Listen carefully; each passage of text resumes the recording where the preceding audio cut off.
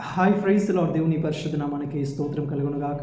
ఈరోజు దేవుని వాగ్దానము మత్తయి సువార్త 6వ అధ్యాయము 33వ వచనమును చూద్దాం. కాబట్టి మీరు ఆయన రాజ్యమును నీతిని మొదట వెతుకుడి, అప్పుడు అవన్నీ మీకు అనుగ్రహింపబడును.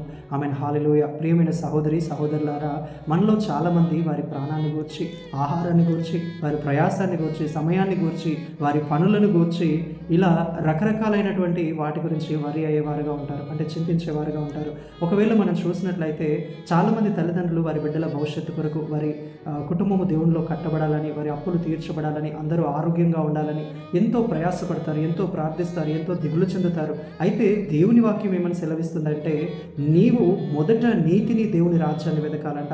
ఎవరైతే మొదట దేవుని నీతిని, రాజ్యాన్ని వెతుకుతారో, దేవుని యొక్క నీతి మార్గంలో నడుస్తారో, దేవుని యందు భయభక్తులు కలిగి జీవిస్తారో, పరిశుద్ధులుగా బ్రతుకుతారో, దేవునికి ఇష్టలుగా, ఆయన చిత్తాన్ని నెరవేర్చేవారుగా, ఆయనకు అనుకూలమైన దాన్ని కనుగొని ఆయన మార్గంలో నడుస్తారో, వారి జీవితంలోనంట వారికి కావలసిన ఆహారమును, వస్త్రములను, సమస్తమును, నీవు దేవుణ్ణి వెంబడించేవాడవైతే సమస్తము నిన్ను వెంబడిస్తుంది. ఒకవేళ మనము ఏలియాను చూసినట్లయితే 3.5 సంవత్సరములు కరువు వచ్చినప్పటికీ కూడా అతడు పోషించబడ్డాడు. ఏలియా దేవుని యందు భయభక్తులు గలవాడు, దేవుని మార్గంలో నడిచినవాడు, దేవుని మీద ఆనుకొని జీవించబడినవాడు. కాబట్టి ఆయన ఏ విషయంలో చింతించకుండా ప్రతి విషయంలో దేవుని యందు నమ్మిక ఉంచి నిర్భయముగా జీవించాడు. అటువంటి జీవితం నీకు కావాలంటే నీవు కూడా మొదట దేవుని నీతిని, రాజ్యాన్ని వెతకండి. ప్రభు అట్టి కృప మనందరికీ దయచేయును గాక.